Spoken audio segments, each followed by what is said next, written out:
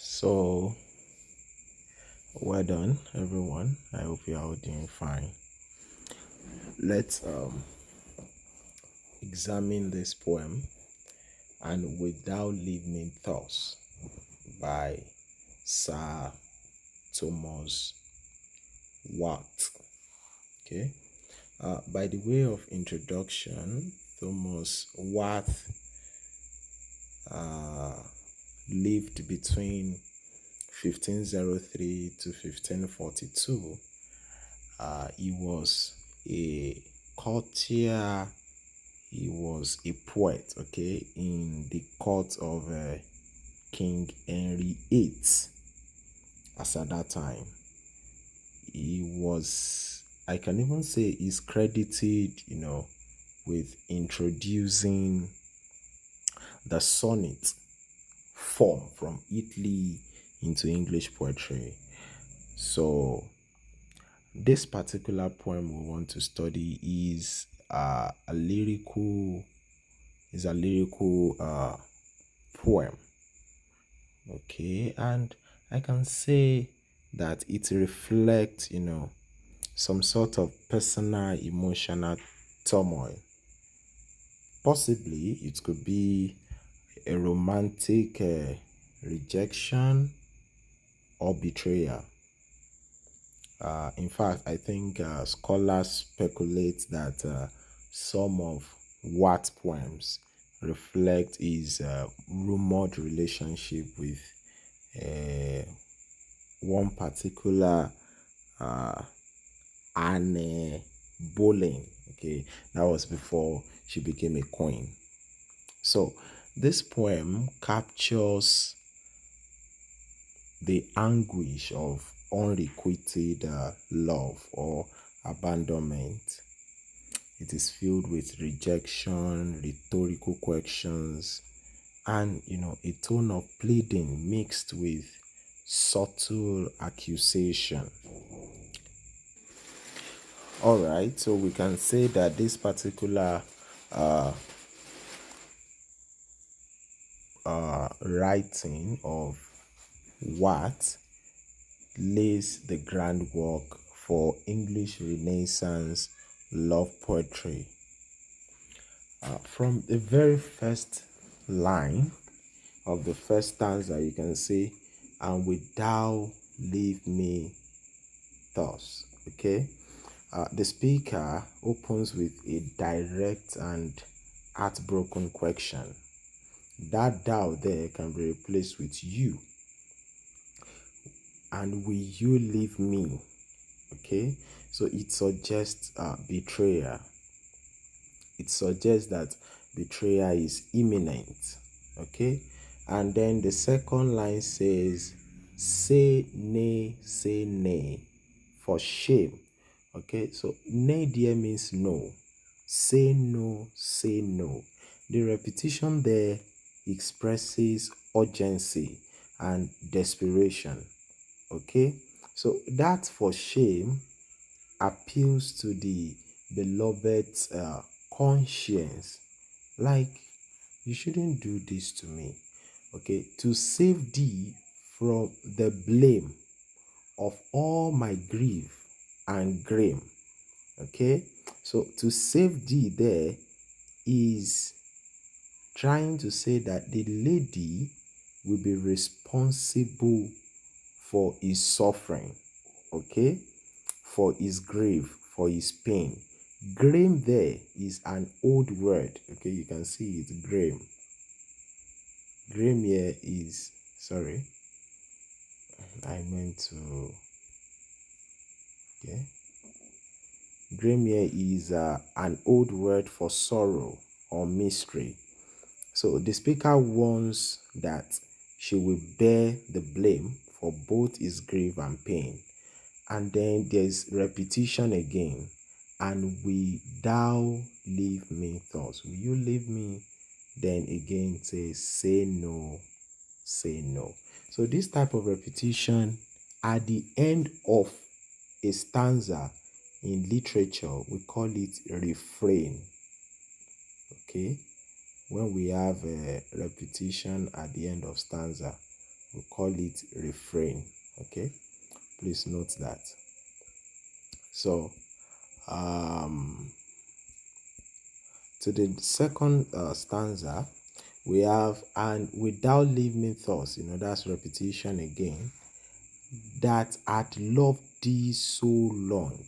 So this particular line is the speaker trying to remind her, the lady now, of his long term commitment and deep emotional investment. Okay, it says, in wealth and woe among. The wealth there means, when everything is good, and the woe is when everything is bad. So this is an appeal, to loyalty and shared history. And is thy heart so strong, okay, as for to leave me? So he questions whether the lady's heart is so hardened or unfeeling to abandon him now. So then he says again, say no, say no. And the next stanza is, and without leave me thoughts, repetition again, that had given thee my heart, never for to depart.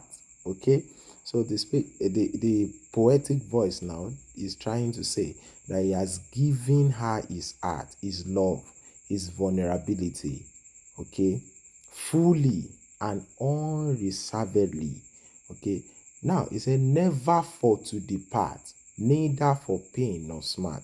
He's not trying to say that he expected permanence. Okay, he tried to say that love was not meant to end. Okay, and then it says, and without leaving thoughts, say no, say no. So he repeats the question again, with increasing emotional weight. And then the stanza 4, okay, which is the final stanza as this poem is concerned, is, and without leaving thoughts, and have no more pity.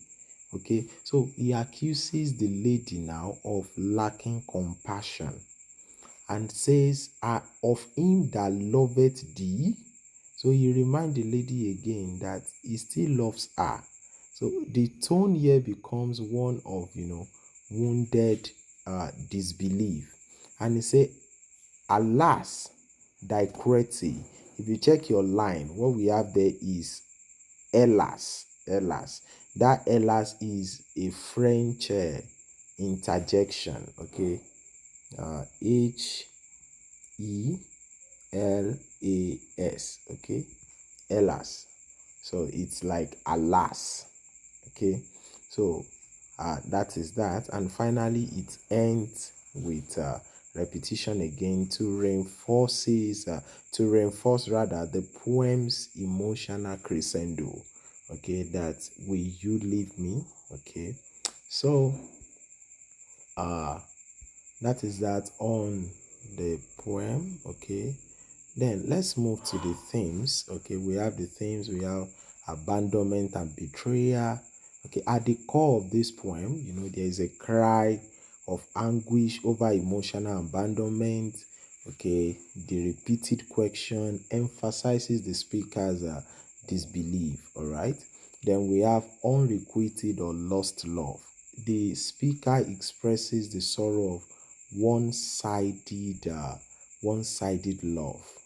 Okay, he has given his heart fully, he has loved so long, but the lady is not reciprocating it. Okay, then the third one is emotional pleading and powerlessness. Okay, by repeating say no, it reflects, a desperate plea for mercy, not power. Okay, trying to ask the lady to not to say no to him. Okay, then the fourth one is a love and loyalty. Throughout the poem, you can see that this man has loved this lady both in wealth and in woe, and he has given his heart never for to depart.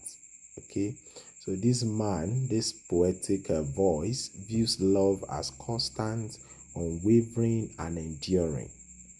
But on the other hand, he's not enjoying uh, the same energy.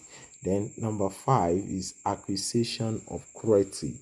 So he accuses the lady. At a point in time, he said, "Alas, okay, you are cruel. You shouldn't do this." Okay. Then the last one is courtly love and honor. Okay, as a court poet, you can see how what right, okay, within the conventions of courtly love.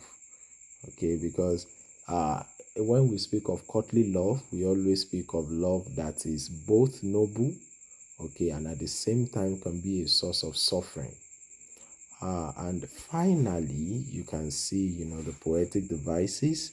We have repetition, we have rhetorical question, we have alliteration. That is the repetition of consonant sound, and at the initial level, okay, of a line of a poem. So grief and grame, pain or smart. Okay, we have uh, gi, repetition of gi there. Then apostrophe, we have a direct address to the beloved as if the beloved was there. Then we have parallelism, okay, and then we have archaic language like grame, noda, elas, and the likes. So if you have question on this, you can put it on the group and I will address it accordingly. Thank you.